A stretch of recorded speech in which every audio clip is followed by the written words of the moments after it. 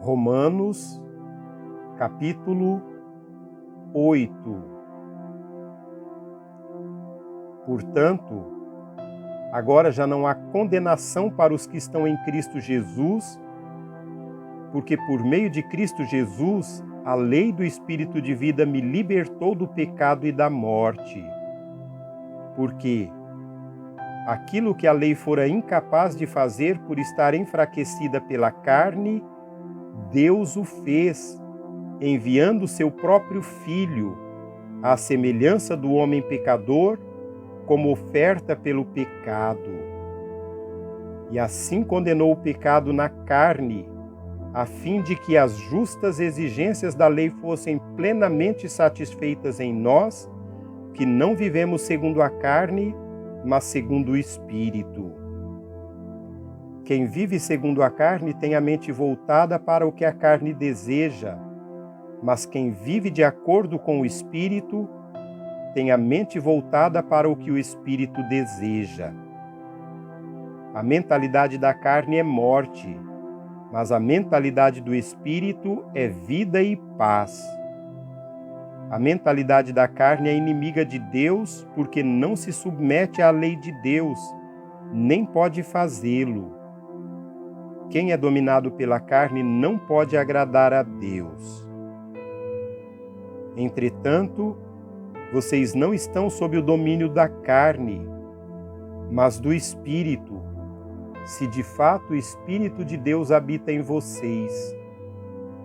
E, se alguém não tem o Espírito de Cristo, não pertence a Cristo. Mas se Cristo está em vocês, o corpo está morto por causa do pecado, mas o Espírito está vivo por causa da justiça.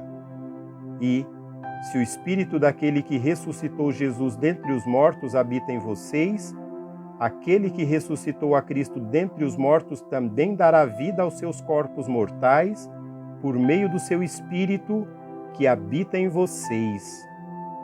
Portanto, irmãos, estamos em dívida, não para com a carne, para vivermos sujeitos a ela. Pois se vocês viverem de acordo com a carne, morrerão.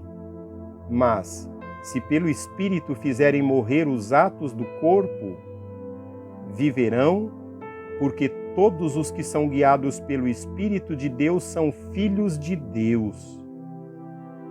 Pois vocês não receberam o Espírito que os escraviza para novamente temerem, mas receberam o Espírito que os adota como filhos, por meio do qual clamamos: Abba, Pai.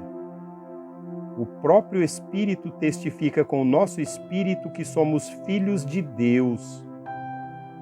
Se somos filhos, então somos herdeiros, herdeiros de Deus e co-herdeiros com Cristo, se de fato participamos dos seus sofrimentos, para que também participemos da sua glória. Considero que os sofrimentos atuais não podem ser comparados com a glória que em nós será revelada.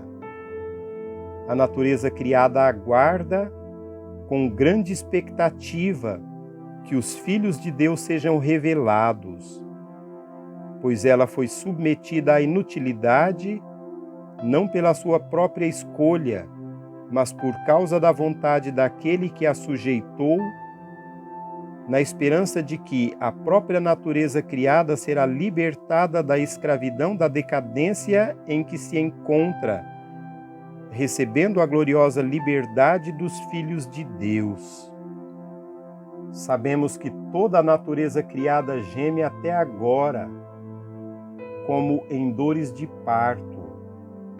E não só isso, mas nós mesmos, que temos os primeiros frutos do Espírito, gememos interiormente, esperando ansiosamente nossa adoção como filhos, a redenção do nosso corpo.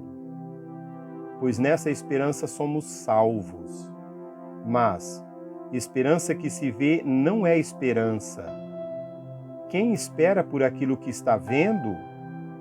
Mas se esperamos o que ainda não vemos, aguardamo-lo pacientemente.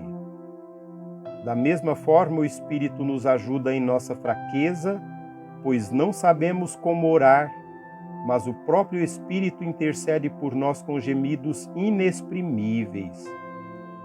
E aquele que sonda os corações conhece a intenção do Espírito, porque o Espírito intercede pelos santos de acordo com a vontade de Deus.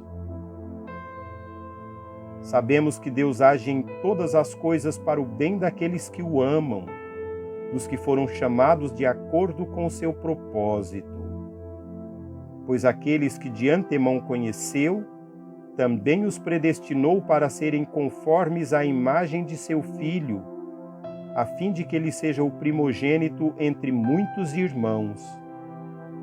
E aos que predestinou, também chamou. Aos que chamou, também justificou. Aos que justificou, também glorificou. Que diremos, pois, diante dessas coisas? Se Deus é por nós, quem será contra nós? Aquele que não poupou seu próprio Filho, mas o entregou por todos nós, como nos não dará juntamente com ele e de graça todas as coisas?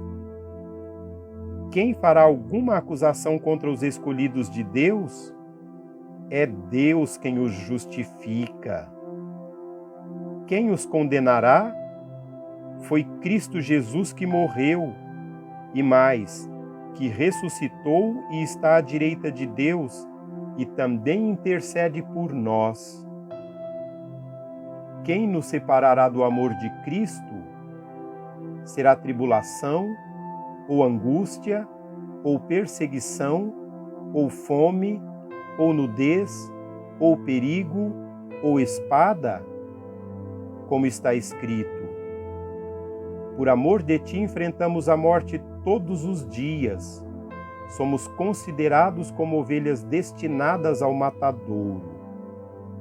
Mas, em todas estas coisas somos mais que vencedores por meio daquele que nos amou. Pois estou convencido de que nem a morte nem a vida, nem anjos nem demônios, nem o presente nem o futuro, nem quaisquer poderes, nem altura nem profundidade, nem qualquer outra coisa na criação será capaz de nos separar do amor de Deus que está em Cristo Jesus, nosso Senhor.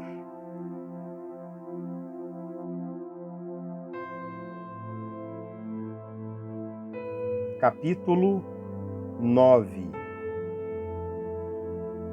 Digo a verdade em Cristo, não minto. Minha consciência o confirma no Espírito Santo. Tenho grande tristeza e constante angústia em meu coração, pois eu até desejaria ser amaldiçoado e ser separado de Cristo por amor de meus irmãos, os de minha raça, o povo de Israel. Deles é a adoção de filhos, deles é a glória divina, as alianças, a concessão da lei, a adoração no templo e as promessas. Deles são os patriarcas, e a partir deles se traça a linhagem humana de Cristo, que é Deus acima de todos, bendito para sempre. Amém. Não pensemos que a palavra de Deus falhou, pois nem todos os descendentes de Israel são Israel. Nem por serem descendentes de Abraão passaram todos a ser filhos de Abraão. Ao contrário, por meio de Isaque, a sua descendência será considerada. Noutras palavras, não são os filhos naturais que são filhos de Deus, mas os filhos da promessa é que são considerados descendência de Abraão. Pois foi assim que a promessa foi feita. No tempo devido virei novamente, e Sara terá um filho. E esse não foi o único caso. Também os filhos de Rebeca tiveram o mesmo pai, nosso pai Isaque. Todavia, antes que os gêmeos nascessem ou fizessem qualquer coisa boa ou má, a fim de que o propósito de Deus conforme a eleição permanecesse, não por obras, mas por aquele que chama, foi dito a ela: o mais velho servirá ao mais novo. Como está escrito: amei Jacó, mas rejeitei Esaú.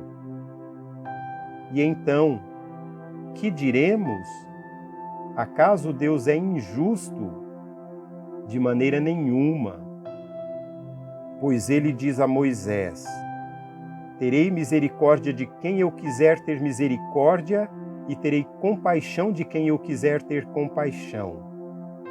Portanto, isso não depende do desejo ou do esforço humano, mas da misericórdia de Deus. Pois a Escritura diz ao Faraó: eu levantei exatamente com este propósito, mostrar em você o meu poder e para que o meu nome seja proclamado em toda a terra. Portanto, Deus tem misericórdia de quem Ele quer e endurece a quem Ele quer. Mas algum de vocês me dirá: então, por que Deus ainda nos culpa? Pois, quem resiste à sua vontade? Mas quem é você, ó homem, para questionar a Deus? Acaso aquilo que é formado pode dizer ao que o formou: por que me fizeste assim? O oleiro não tem direito de fazer do barro um mesmo vaso para fins nobres e outro para uso desonroso? E se Deus, querendo mostrar a sua ira e tornar conhecido o seu poder, suportou com grande paciência os vasos de sua ira, preparados para a destruição? Que dizer, se ele fez isso para tornar conhecidas as riquezas de sua glória aos vasos de sua misericórdia, que preparou de antemão para a glória, ou seja, a nós, a quem também chamou, não apenas dentre os judeus, mas também dentre os gentios? Como ele diz em Oséias: chamarei meu povo a quem não é meu povo, e chamarei minha amada a quem não é minha amada. E acontecerá que, no mesmo lugar em que se lhes declarou: vocês não são meu povo, eles serão chamados filhos do Deus vivo. Isaías exclama com relação a Israel: embora o número dos israelitas seja como a areia do mar, apenas o remanescente será salvo. Pois o Senhor executará na terra a sua sentença, rápida e definitivamente. Como anteriormente disse Isaías: se o Senhor dos exércitos não nos tivesse deixado descendentes, já estaríamos como Sodoma e semelhantes a Gomorra. Que diremos, então? Os gentios, que não buscavam justiça, a obtiveram, uma justiça que vem da fé. Mas Israel, que buscava uma lei que trouxesse justiça, não o alcançou. Por que não? Porque não a buscava pela fé, mas como se fosse por obras.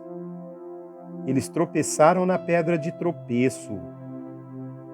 Como está escrito: eis que ponho em Sião uma pedra de tropeço e uma rocha que faz cair, e aquele que nela confia jamais será envergonhado.